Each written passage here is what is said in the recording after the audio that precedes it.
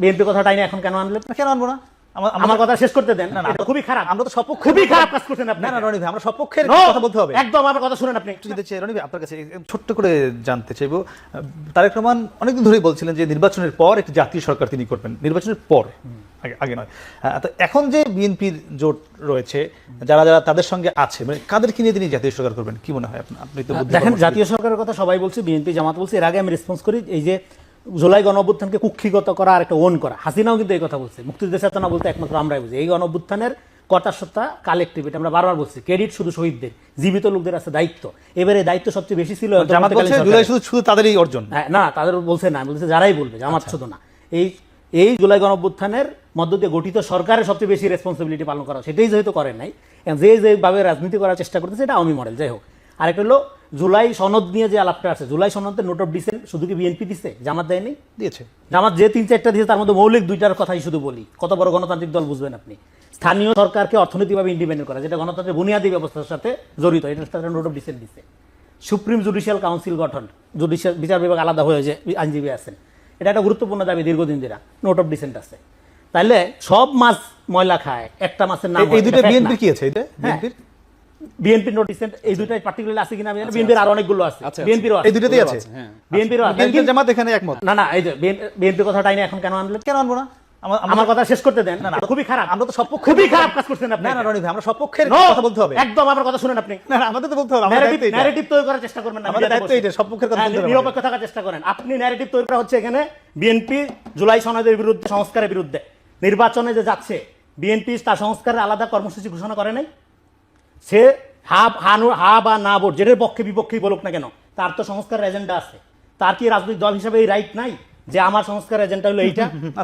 এবং ধরেন আমি যদি এই সংস্কারকে ওন না করি, তাহলে আমি জুলাই বিরোধী হয়ে গেলাম। এটা কোন ধরনের ফেস্টিভাল? কারণ এখানে আমি ধরেন আমি কৃষক, আমি এখানে কৃষি সংস্কার কমিশনই হয় নাই, কৃষি সংস্কার নিয়ে একটা কথাও নাই, তারপরও আমার এখানে এটা বিশ্বাস করতে হবে আমরা ফ্যাসিবাদ না কিনা বলেন।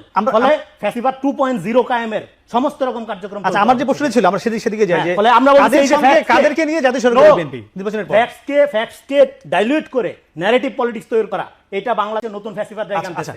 এটা মিডিয়াকে আপনাদের না হয়, আমি যে সতর্ক থাকতে হবে। জাতীয় সরকারের কথা সবাই বলতেছে, গণঅভ্যুত্থানের পরে বিএনপি জামাত এনসিপি সবাইকে মিলা দেশ চালাইতে হবে, এটা আমরা ছোটবেলা থেকে বলতেছি। কিন্তু কাদেরকে নিয়ে করবে? কাদেরকে নিয়ে করবে এটা বিএনপি জানে, ক্ষমতা আসুক তারপরে করবে। তারা তো জোট যেটা করে, তো আলাদা জোট করে নেই, তাদের যে আন্দোলনের জোট সেই জোটই আছে, এবং সেখানে তারা আসন সমঝোতার মধ্যে যাচ্ছে। ফলে আমাদের যেটা করতে হবে, পলিটিক্সটা ট্রান্সপারেন্ট হইতে হবে।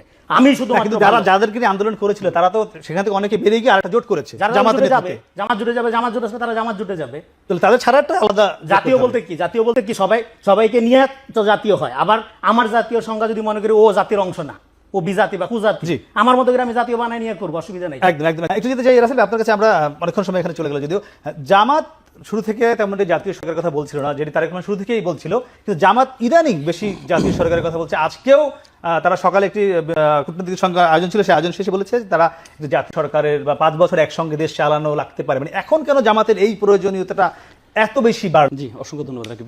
আমি আসছি তার আগে রনিবার একটা বিষয় নিয়ে আসি। একটু আগে রনিবার সাউন্ড দেখে আমার কাছে যেটা মনে হচ্ছে যে সত্যকে নিতে পারছেন না, মানে না, মিথ্যাকে নিতে পারছেন না। সরি ফর মিথ্যার প্রতিবাদ করেছি, আমি আসি ন্যারেটিভ তৈরি করব, আমি আবার প্রতিবাদ করব। নোট অফ ডিসেন্ট যখন সবাই দিলে আমাদের সমস্যা, আমি শেষ করি। আপনার কথা আমি ইন্টারফেয়ার করি নাই, মিথ্যা বললে আমি ইন্টারফেয়ার করব না। না, আপনি আপনার সময় আপনি কথা বলবেন, আপনার সময় কথা বলবেন, এটাই কোনো স্বাধীনতা। আপনি যদি কথা বলার সুযোগ না দেন, সন্ত্রাস করার স্বাধীনতা থাকে না, এটা সন্ত্রাস বলেন। আপনি আমাকে কথা বলতে সুযোগ দিবেন না, এটা সন্ত্রাস। মিথ্যা বলতে সুযোগ দিবেন না। আমি আসি, দেখেন উনি এই জামাত নোট অফ ডিসেন্ট, অবশ্যই করবেন, জামাত নোট অফ ডিসেন্ট দিয়েছে, জামাত নোট অফ ডিসেন্ট দিয়েছে, এটা খুব খারাপ লাগছে। কিন্তু বিএনপি নোট অফ ডিসেন্ট দিয়েছে, এটা আমার খারাপ লাগছে না। আমাদের এলাকায় একটা কথা বলে, আমার এই জামাইটা ভালো আমার মেয়ের কথা শুনে, আমার ছেলেটা খারাপ তার বউয়ের কথা শুনে, অন্যের কথা শুনলে তখন খারাপ লাগে। দেখেন আজকে এই যে রনি ভাইরা, আমি মনে করি শেখ হাসিনা ফ্যাসিস্ট হয়েছে কেন জানেন? এই যে সুশীলদের যে তাকে তেলামি করতে গিয়ে ফ্যাসিস্ট হয়েছে। সাংবাদিক মানে কি? সাংবাদিক হচ্ছে সমাজের দর্পণ। সাংবাদিককে মানে আয়না স্বরূপ, সংবাদদাতাকে আয়না স্বরূপ বলা হয়। আর আমাদের শরীয়তে যেটাকে বলে একটা মুমিন আয়না স্বরূপ। আয়নাতে আপনি কি দেখবেন? আয়নাতে আপনি দেখবেন আপনার মুখে কি দাগ আছে, সেই দাগগুলো দেখবেন, আয়নাতে সেটা দেখবেন। আজকে সাংবাদিকরা আপনি দেখেন, এই রনি ভাই যে এই সাংবাদিকদের যে প্রোগ্রামে গিয়েছিলেন, উদ্বোধনী বক্তব্য উনি দিয়েছেন, 7 মিনিট কথা বলেছেন, আমি পুরো আমরা শুনেছি। ওনাকে ওখানে গিয়েছে, আমার খুব ভালো লাগতো যদি রনি ভাই সেখানে তারেক রহমানের ভুলগুলো ধরিয়ে দিতেন, যে তারেক রহমানকে বলতেন যে আজকে আপনার 7,000-এর উপরে আপনি চাঁদাবাজদেরকে আপনি বহিষ্কার করেছেন, আপনি এটা নিয়ে আপনার পদক্ষেপ নেওয়া উচিত। আপনি নিজেদের কোন দলে 70 থেকে 80 জন মৃত্যুবরণ করেছে, এটা নিয়ে আপনার পদক্ষেপ নেওয়া উচিত। আপনার ছাত্র দলে যে এই যে বিভিন্ন ছাত্র সংসদগুলোতে আপনার যে তার ভরাডুবি, এই ভরাডুবি কেন হচ্ছে? কারণ রনিবের যে বয়সে, আমার যে বয়স, এই বয়সে প্রত্যেকটা ইউনিভার্সিটির যে সভাপতিগুলো ছাত্র দলের, এই সভাপতিগুলো সেম বয়সের, অথচ তারা এখন ছাত্র দলের সভাপতি, আর আমরা আজকে পেশায় 12 বছর। আমার খুব ভালো লাগতো রনিবা যদি সেদিন ধরে ভুলগুলো ধরিয়ে দিতেন, কিন্তু আপনি সেখানে কি করলেন? আপনি সেটা করলেন না। আপনি 7টা মিনিট নিজের মতো করে 7টা মিনিট বক্তব্য দিলেন, সেটাকে দর্পণ বলে না, সেটাকে সংবাদপত্রের দর্পণ বলে না। এই রনিবাই যদি সংবাদপত্রের প্রোগ্রামে গিয়েছেন, তার আগের দিন রহমান সাহেবের সাথে দেখা করেছেন, উনি পরে বলছেন কেন ওই দিন কেন প্রকাশ করেন না, তার আগের দিন তারেক রহমানের সাথে উনি দেখা করেছেন, তার মানে তাহলে আপনি সুশীল কেন সাজলেন? আপনি সুশীল কেন সাজলেন? আপনাকে অবশ্যই বলতাম আমি বিএনপিকে ওন করি, আমি বিএনপি ন্যারেটিভকে ওন করি। আপনি যদি বিএনপি ন্যারেটিভকে ওন করেন, সেটা আপনাকে প্রকাশ্যে বলতে হবে, কিন্তু আপনি সেটা প্রকাশ্যে বলছেন না। আপনি বলছেন আমি সুশীল, আবার আপনি জামাত করেন, আপনি প্রকাশ্যে বলছেন, আপনি ঢাকা বিশ্ববিদ্যালয়ে জামাত করছেন, শিবির করছেন, এটা বলছেন। সমস্যা এখানে আপনি সুশীল একদিকে ছাড়ছেন, আবার বিএনপি ন্যারেটিভ গ্রহণ করছেন, আবার আপনি বলছেন আপনি এটা ওন করছেন, এটা তো সমস্যা। দেখেন আমি ইউনিটি গভর্নমেন্টের কথা কেন আসি, ইউনিটি গভর্নমেন্টের প্রথম 20 সেকেন্ডে বলবেন। ইউনিটি গভর্নমেন্টের প্রথম কথাই 32 দফায় তারেক রহমান লন্ডনে থেকে বলেছে যে আমরা ইউনিটি গভর্নমেন্ট তৈরি করতে চাই।